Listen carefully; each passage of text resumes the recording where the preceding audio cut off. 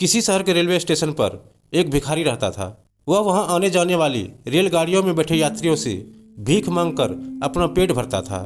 एक दिन जब वह भीख मांग रहा था तो सूट बूट पहने एक लंबा सा व्यक्ति उसे दिखा। उसने सोचा कि यह व्यक्ति बहुत अमीर लगता है, इससे भीख मांगने पर यह मुझे जरूर अच्छे पैसे देगा। वह उस लंबे व्यक्ति से भीख मांगने लगा।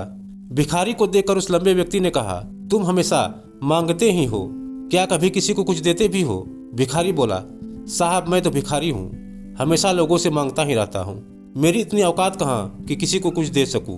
तो उस व्यक्ति ने कहा, जब किसी को कुछ दे नहीं सकते तो तुम्हें मांगने का भी कोई हक नहीं है। मैं एक व्यापारी हूँ और लेन देन में ही विश्वास करता हूँ।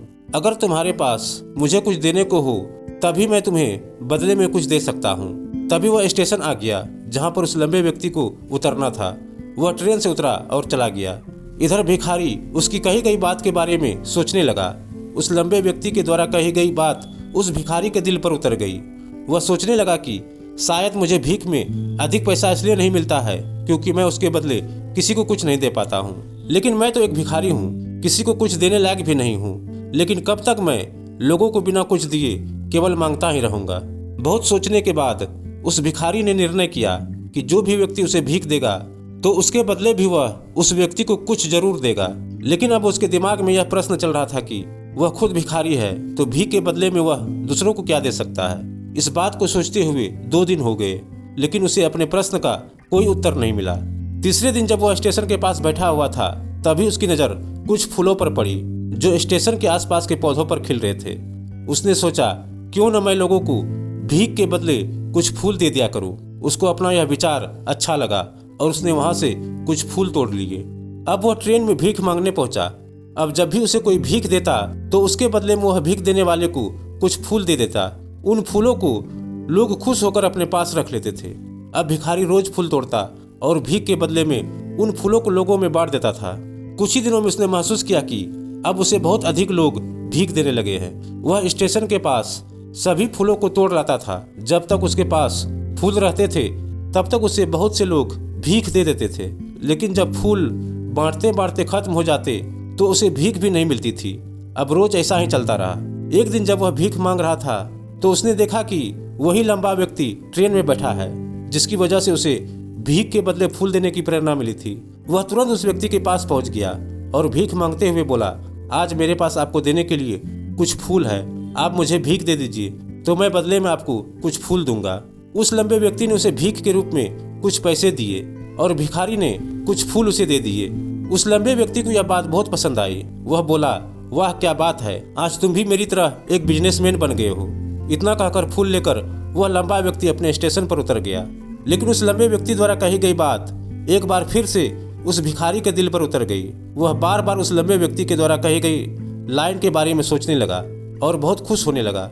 उसकी आंखें अब चमकने लगी। उसे लगने लगा कि अब उसके हाथ सफलता की वह चाबी लग गई है जिसके द्वारा वह अपने जीवन को बदल सकता है। वह तुरंत ट्रेन से नीचे उतरा और उत्साहित होकर बहुत तेज आवाज में ऊपर आसमान की तरफ देखते हुए बोला, मैं भिखारी नहीं हूँ, मैं तो एक व्यापारी हूँ। मैं भी उस लंबे व्यक्ति जैसा बन सकता हूँ, मैं भी अमीर बन सकता हूँ। लोगों ने उसे देखा तो सोचा कि शायद यह भिखारी पागल हो गया है और अगले दिन से वह भिखारी उस स्टेशन पर फिर कभी नहीं दिखा। लेकिन 6 महीने बाद इसी स्टेशन पर 2 व्यक्ति सूट बूट पहने हुए यात्रा कर रहे थे। दोनों ने एक दूसरे को देखा तो उसमें से एक ने दूसरे से हाथ मिलाया और कहा, क्या आपने मुझे पहचाना? दूसरा व्यक्ति बोला, नहीं, क्योंकि मेरे हिसाब से हम लोग पहली बार मिल रहे हैं। पहला व्यक्ति बोला, नहीं, आप याद कीजिए, हम पहली बार नहीं बल्कि तीसरी बार मिल रहे हैं। दूसरा व्यक्ति बोला, मुझे याद नहीं, वैसे हम पहले 2 बार कब मिले थे? अब पहला व्यक्ति मुस्कुराया और बोला, हम पहले भी 2 बार इसी ट्रेन में मिले थे। मैं वही भिखारी हूँ जिसको आपने पहली मुलाकात में बताया था कि मुझे जीवन में क्या करना चाहिए और दूसरी मुलाकात में बताया था कि मैं वास्तव में कौन हूँ। दूसरा व्यक्ति मुस्कुराया और अचंभित होते हुए बोला, ओह याद आया, तुम वही भिखारी हो जिसे मैंने एक बार भीख देने से मना कर दिया था और दूसरी बार मैंने तुमसे कुछ फूल खरीदे थे। लेकिन आज तुम यह सूट में कहाँ जा रहे हो और आजकल क्या कर रहे हो? तब पहला व्यक्ति बोला, हाँ मैं वही भिखारी हूँ, लेकिन आज मैं फूलों का एक बहुत बड़ा व्यापारी हूँ और इसी व्यापार के काम से ही दूसरे शहर जा रहा हूँ। कुछ देर रुकने के बाद वह फिर बोला, आपने मुझे पहली मुलाकात में प्रकृति का वह नियम बताया था जिसके अनुसार हमें तभी कुछ मिलता है जब हम कुछ देते हैं। लेन देन का यह नियम वास्तव में काम करता है।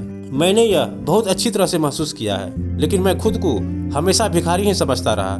इससे ऊपर उठकर मैंने कभी सोचा ही नहीं। और जब आपसे मेरी दूसरी मुलाकात हुई तब आपने मुझे बताया कि मैं एक व्यापारी बन चुका हूँ। अब मैं समझ चुका था कि मैं वास्तव में एक भिखारी नहीं बल्कि व्यापारी बन चुका हूँ। मैंने समझ लिया था कि लोग मुझे इतनी भीख क्यों दे रहे हैं, क्योंकि वह मुझे भीख नहीं दे रहे थे बल्कि उन फूलों का मूल्य चुका रहे थे। सभी लोग मेरे फूल खरीद रहे थे क्योंकि इससे सस्ते फूल उन्हें कहाँ मिलते। मैं लोगों की नज़रों में एक छोटा व्यापारी था, लेकिन मैं अपनी नज़रों में एक भिखारी था। आपके बताने पर मुझे समझ आया कि मैं एक छोटा व्यापारी हूँ।